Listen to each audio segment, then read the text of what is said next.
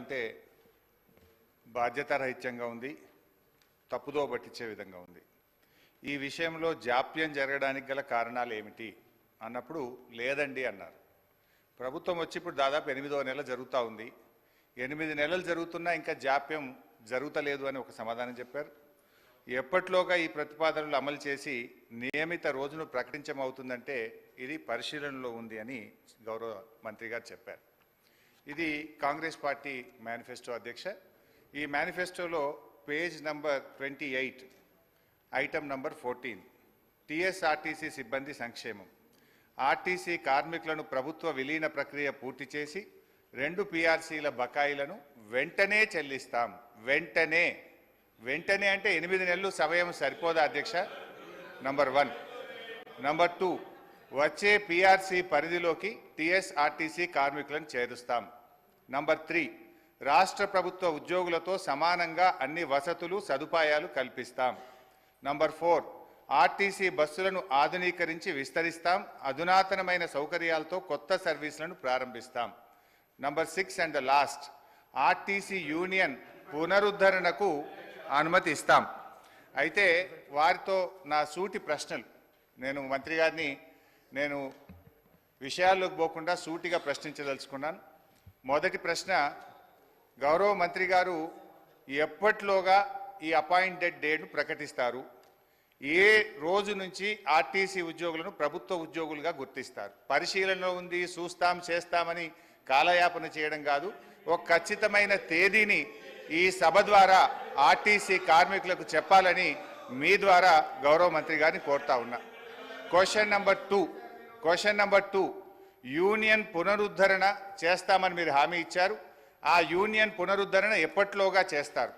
ఈ మధ్య మాకున్న సమాచారం ఏంటంటే ప్రభుత్వం నుంచి యూనియన్ పునరుద్ధరించేది లేదు అని మీరు ఉత్తర్వులు ఇచ్చినట్టుగా మా దృష్టికి వచ్చింది. మీరు ఉత్తర్వులు ఇచ్చారా లేదా? ఇవ్వకపోతే ఎప్పట్లోగా యూనియన్ పునరుద్ధరిస్తారు?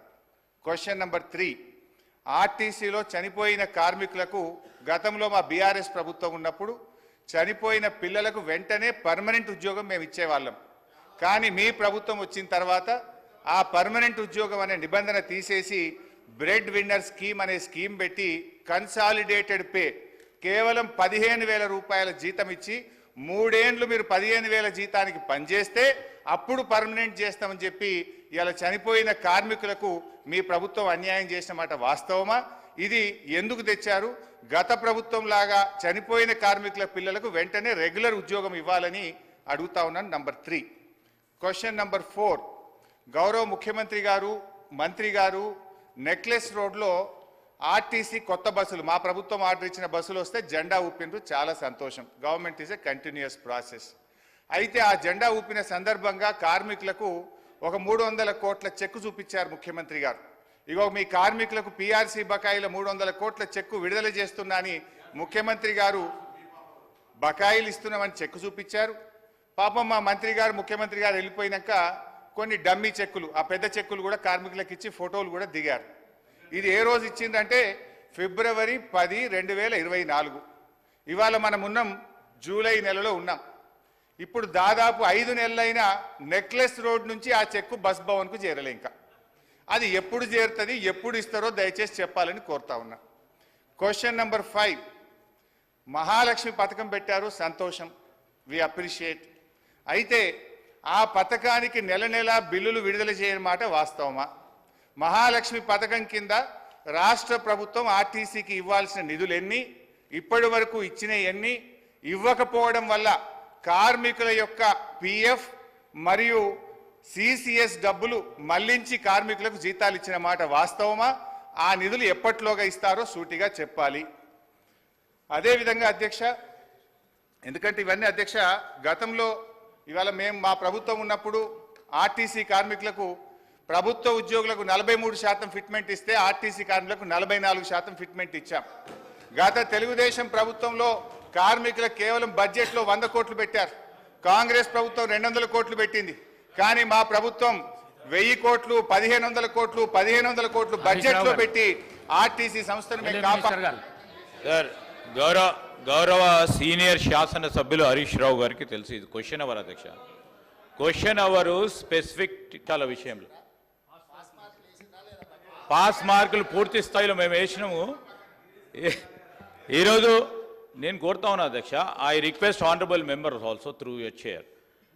సార్ ఇప్పుడు స్పెసిఫిక్ క్వశ్చన్స్ వేస్తే ఆన్సర్ రావడానికి ఆస్కారం ఉంటుంది.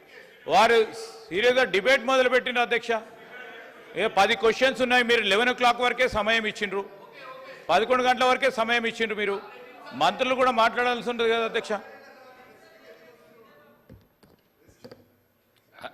హరీష్ రావు గారు, మంత్రి గారు ఒక్క నిమిషం కంప్లీట్ చేయండి. సార్ నేను స్ట్రైట్ క్వశ్చన్లు వేసిన మంత్రి గారు తప్ప ఎక్కడ నేను ఆర్టీసీకి సంబంధం లేని విషయమో రాజకీయాల జోలికి పోలేదు. నేను స్ట్రైట్ అడుగుతున్నా.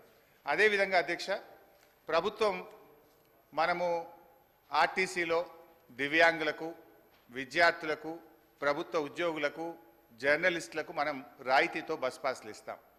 ఈ ప్రభుత్వం వచ్చిన 8 నెలల్లో ఆ రాయితీలకు చెందిన డబ్బు ₹1 ఇవ్వని మాట వాస్తవమా? ఆ డబ్బు ఎంత, ఎప్పట్లోకి ఇస్తారు, ఇవ్వకపోవడానికి గల కారణాలు ఏమిటి? దెన్ లాస్ట్ క్వశ్చన్ అధ్యక్ష, మనకు కార్మికులకు సంబంధించి మోటార్ ట్రాన్స్పోర్ట్ యాక్ట్ ఉంటుంది. డ్రైవర్లు కానీ కండక్టర్లు కానీ 8 గంటల కంటే ఎక్కువ పని చేయకూడదని ఉంటుంది. ఇందులో మహిళా కండక్టర్లు కూడా ఉన్నారు. కానీ వాళ్ళని 16 గంటలు 18 గంటలు పని చేయించడం వల్ల పని ఒత్తిడికి లోనై దాదాపు కొన్ని వందల సంఖ్యలో కార్మికులు చనిపోతున్న మాట వాస్తవమా? మహాలక్ష్మి పథకం వచ్చిన తర్వాత ఓవర్లోడ్ కావడం ద్వారా పని గంటల భారం పెరిగి దానికి సరిపడా మీరు డ్రైవర్లను కండక్టర్లను నియామకం చేయకపోవడం వల్ల ఒక్కొక్కరు 16 గంటలు 18 గంటలు పనిచేసి కార్మికులు ఇబ్బంది పడుతున్న విషయం ప్రభుత్వం దృష్టికి వచ్చిందా? దానికి అనుగుణంగా కండక్టర్ల డ్రైవర్ల నియామకం ఎప్పట్లోగా చేస్తారు. సో మళ్ళీ ఒకసారి ఫైనల్గా దయచేసి మేము ప్రభుత్వాన్ని రాజకీయాలకు పోకుండా వెంటనే ఆర్టీసీ ఉద్యోగులను ప్రభుత్వ ఉద్యోగులుగా గుర్తించే ప్రక్రియ ఏర్పాటు చేయాలని, దాని స్పెసిఫిక్ డేట్ ఇచ్చి ఈ రాష్ట్రంలో ఎంతో ఆశలతో ఎదురు చూస్తున్న ఆర్టీసీ ఉద్యోగులకు ఈ సభ ద్వారా తీపి కబురు అందించాలని మీ ద్వారా ముఖ్యమంత్రి గారిని, మంత్రి గారిని కోరుతున్నాను.